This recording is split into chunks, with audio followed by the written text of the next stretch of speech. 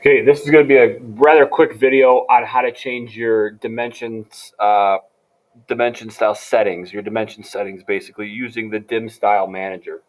So you're going to have to do this. I recommend doing this on like your border and title block.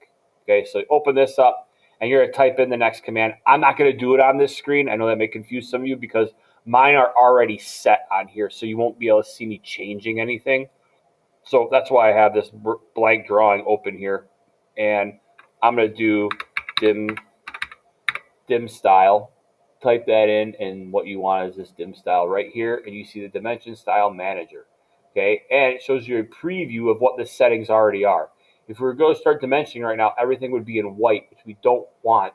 We want that stuff to be different colors and different spaces and decimal points and things like that. So what we're going to do is we're going to say modify. We get this box. It probably is going to show up really small like this, but you can go and resizing it so you guys can see easier. And it'll go where the last point was, but let's go start on the lines tab. On the lines tab is talking about these our dimensioning and extension lines here. And first thing we see is color.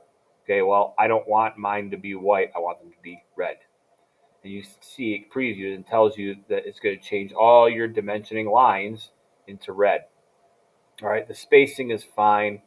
Don't need to suppress any dimensions, but the extension lines, that's these lines that extend out, showing us where our dimension stops and starts. I want those changed to red as well. And everything else, those settings for us are going to be good.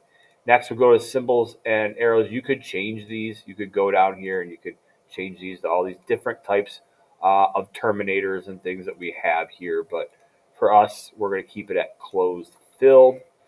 Arrow size is good. Actually, you know what? We'll change that to 0.25, eighth of an inch. We're going to change that to hit enter.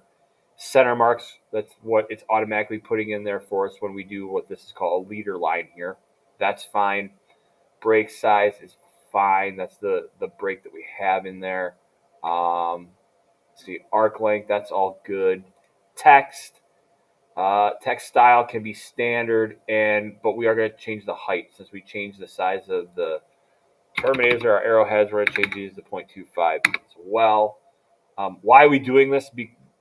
If you're asking yourself, because later on, uh, drawings are going to get more complex and space is going to become an issue of where we place things. So we're going to shrink the size of these things so we can get it to fit. Text placement is fine, centered and centered. Alignment horizontal. You could also go like this, and that looks kind of weird when we do it that way. Um, so we're going to keep that at horizontal for us. Fit. The one thing I want to change here is I want to be able to place my text manually. Okay. Again, that's going to come later on. I don't want our text of our dimensions running into each other.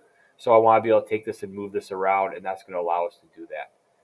Primary units, we'll keep it as decimal. We could go up here and we could change it to engineering or architectural or fractional, but we're going to keep ours at decimal because that's what we're used to. But we don't need 4 decimal places. Let's just go down to 3. Again, save us some room here. Alternate units, I don't think we need anything there. We don't need anything on tolerances. So we can say OK. And then say set current. And then you can set close.